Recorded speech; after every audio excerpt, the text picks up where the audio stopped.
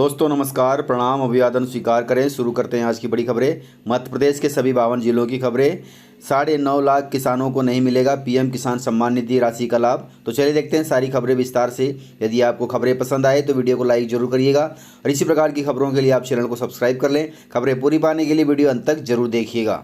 देश के इस राज्य के 9.5 लाख किसानों को नहीं मिलेगा पीएम किसान सम्मान निधि राशि का लाभ, अर्थात 9वीं किस्त का लाभ 9.5 लाख किसानों को नहीं मिलेगा। पीएम किसान सम्मान निधि के तहत देश के किसानों के लिए 9 अगस्त को 9वीं किस्त जारी होगी। कृषि मंत्रालय ने बताया कि प्रधानमंत्री नरेंद्र मोदी किसानों के लिए 19,000 करोड़ रुपए की राशि जारी करेंगे। हालांकि पश्चिम बंगाल के 9.5 लाख किसानों को इसका लाभ नहीं मिलेगा क्योंकि अभी तक इन किसानों के डॉक्यूमेंट जमा नहीं हुए हैं।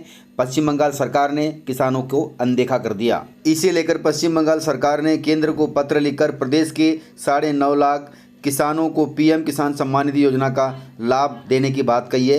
लाभान्वित की सूची से बाहर किए जाने पर सवाल भी उठाया है। प्रदेश के एक वरिष्ठ अधिकारी ने गुरुवार को इसकी जानकारी दी। उन्होंने कहा कि केंद्र सरकार प्रदेश के 9.5 लाख किसानों को इस योजना का लाभ दे ताकि किसानों को राहत मिल सके, लेकिन डॉक्यूमेंट जमा नहीं होने पर इन किसानों को लाभ नहीं मिल सकता।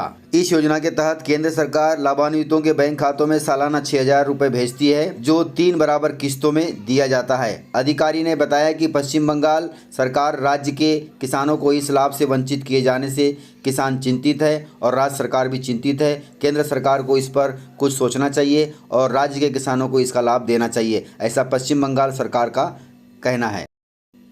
किसानों के लिए राहत भरी खबर है। भारतीय मौसम विभाग के अनुसार अगस्त और सितंबर माह में बरसात के अनुमान है, मतलब अच्छी बारिश होगी। देश के विभिन्न राज्यों में किसान अभी खरीफ फसलों की खेती में लगे हैं। ज़्यादातर हिस्से में धान की रोपाई का काम पूरा हो चुका है और धान की फसल के लिए पर्याप्त पानी की ज़रूरत पड़ती है। देश में करीब 20 करोड़ से अधिक किसान धान की खेती करते हैं और ऐसे में भारतीय मौसम विभाग की ओर से उनके लिए एक अच्छी खबर आई है।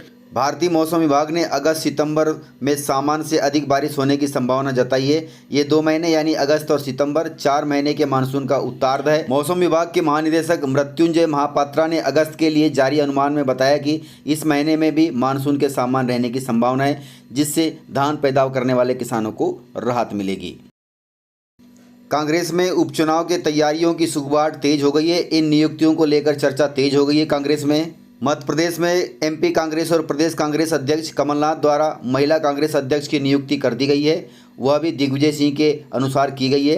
मध्य प्रदेश महिला कांग्रेस अध्यक्ष की नियुक्ति के बाद अब शहर महिला कांग्रेस की टीम में बदलाव की चर्चा तेज हो गई है। सूत्रों की माने तो प्रदेश अध्यक्ष अर्चना जायसवाल ने संगठन में मजबूती लाने के लिए बदलाव के अभियान की शुरुआत कर दी है।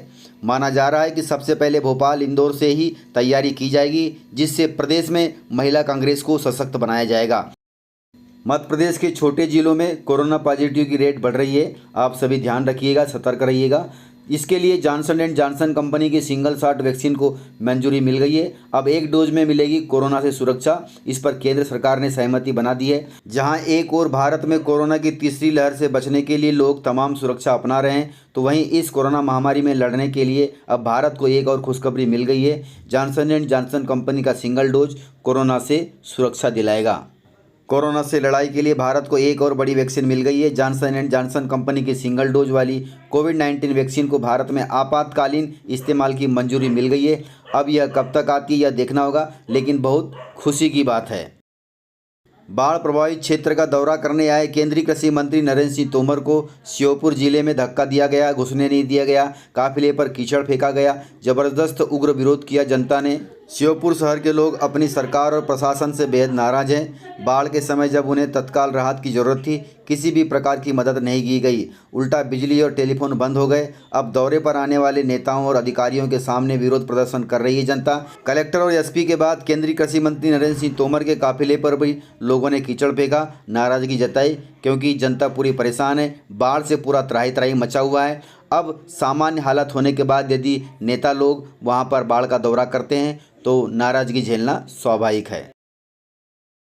कमलनाथ जी ने सीएम शिवराज सिंह चौहान से मांगा है जवाब। उन्होंने कहा है कि हमने हर काम समय सीमा में किया है। शिवराज सिंह बताएं कि बाढ़ प्रभावितों को कब तक मुआवजा मिलेगा। कमलनाथ जी ने कहा कि आज इस बाढ़ में किसानों की फसलें बर्बाद हो गई है। शिवराज जी बताएं उसका मुआवजा कब तक मिलेगा, समय सीमा भी तय की जाए। मकान क्षतिग्रस्त हुए हैं, उसका मुआवजा कब तक देंगे, समय सीमा बताएं।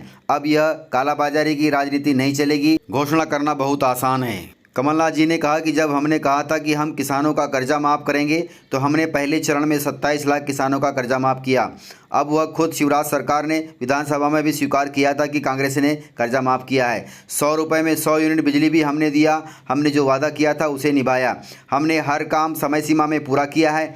आज मैं शिवराज सिंह चौहान से यही मांग करता हूं कि इस आपदा में हम सरकार के साथ खड़े रहेंगे, लेकिन जनता को जो राहत मिलनी चाहिए उस पर जो अमल किया गया है, उस पर जो वादा किया गया है शिवराज सिंह चौहान द्वारा, वह वादा कब पूरा होगा, कब तक मुआवजा मिलेगा, चाहे किसानों को हो या फिर बाढ़ प्रभावितों को हो। तो इस प्रकार से कमलनाथ जी ने सीएम शिवराज सिंह चौहान से जवाब मांगा है। अब सीएम शिवराज सिंह चौहान यह जवाब वादे के रूप में या मुआवजा के रूप में कब तक पूरा करते हैं, यह जनता ही बता पाएगी। इंदौर जिले से खबर है, सरकार ने खेती के लिए पट्टे पर दी है जमीन, लेकिन पट्टेदारों ने पैसों वालों को बेच दी जमीन। राज्य शासन ने इंदौर जिले के चिकली गांव में वर्षों पहले जरूरतमंद लोगों को खेती के लिए शासकीय भूमि पट्टे पर दी थी। जमीन इसलिए दी गई थी कि यह लोग खेती करके अपना जीवन यापन कर सके, लेकिन इन पट्टेदारों में से अधिकांश ने शासन से मिली जमीन गुपचुप तरीके से दूसरों को बेच दी है। यह जमीन उन पैसों वालों ने खरीदी है जो इसका उपयोग अन्य कामों के लिए कर रहे हैं। तो इस प्रकार से नहीं होना चाहिए। सरकार आम जनों के लिए, गरीबों के लिए जो काम करती है, उस ज़मीन का, उस पैसों का उन्हीं ने अमल करना चाहिए ताकि उनको राहत मिल सके। वहीं सीएम शिवराज सिंह चौहान ने आज बाढ़ प्रभावितों का फिर जायजा किया, फिर हालचाल पूछा। तो चलिए देखते हैं सीएम शिवराज सिंह चौहान को लाइव। सब कुशल से हैं। हाँ, अब थोड़ी परेशानी तो वहां हो रही होगी, लेकिन चिंता नहीं करें, सब व्यवस्थाएं बनाएंगे, है ना। थोड़ी परेशानी तो पानी के कारण हो गई अपन को, लेकिन और कोई चिंता मत करना, बाकी भी सब व्यवस्थाएं बनाऊंगा। अभी मध्य प्रदेश के एक हिस्से में बाढ़ आई, 7 जिले हमारे बाढ़ से प्रभावित है। प्रधानमंत्री जी ने दिन में दो बार फोन करके, कोई परेशानी तो नहीं है। आज मुझे कहते हुए गर्व है, प्रधानमंत्री जी ने आर्मी भेज दी, बीएसएफ भेज दी, एयरफोर्स भेज दी, 6 हेलीकॉप्टर भेज दिए कि कोई फंसे हुए लोग, कोई डूबना नहीं चाहिए, सबको बचाया जाना चाहिए। और मैं गर्व के साथ कहता हूं, तकलीफ है, परेशानी है, लेकिन फिर भी मध्य प्रदेश में 8,832 लोग हमने सुरक्षित, जो फंसे हुए थे, सुरक्षित निकाल लिए, जिंदगी उनकी नहीं जाने दी। 8,832 तो बचाए, लेकिन 29,280 लोगों को निकाला और उनके नेतृत्व में बाढ़ पीड़ित भाई भी चिंता ना करें, सारी व्यवस्था उनकी की जाएगी। प्रधानमंत्री गरीब कल्याण योजना के अंतर्गत मध्य प्रदेश के 1,15,00,000 परिवारों के लगभग 4,90,00,000 गरीब भाइयों बहनों को मोबाइल लाइट पूरी रोक रहा है, मोबाइल पूरी लाइट निःशुल्क अन्न के वितरण का कार्यक्रम आज पूरे मध्य प्रदेश में हुआ है। हमने ये तय किया कि बाढ़ग्रस्त इलाके के जो भाई बहन हैं हमारे, उनको इस योजना के अतिरिक्त 50 किलो प्रति परिवार अन्न और तत्काल दिया जाएगा। और इसलिए उनको वो अतिरिक्त अनाज मिलेगा। प्रधानमंत्री गरीब कल्याण अन्न योजना के अंतर्गत और सस्ता राशन जो मध्य प्रदेश सरकार भी 1 रुपया किलो गेहूं, चावल और नमक देती, वो अतिरिक्त है। और कुल मिला के 7,441 करोड़ रुपए की लगभग सब्सिडी ये अन्न देने में की जाती है। सचमुच में अगर देखें तो भारत सरकार प्रधानमंत्री मोदी जी के नेतृत्व में और राज्य सरकार गरीबों की हर जरूरत पूरी हो, रोटी, मकान, दवाई, बच्चों की पढ़ाई, इलाज, उसमें कोई कसर नहीं छोड़ रही। क्योंकि समृद्धि और विकास का अर्थ तब है जब विकास का प्रकाश गरीब आदमी तक पहुंचे, आम आदमी तक पहुंचे। गरीब की समृद्धि के बिना समृद्धि की बात करना बेईमानी है।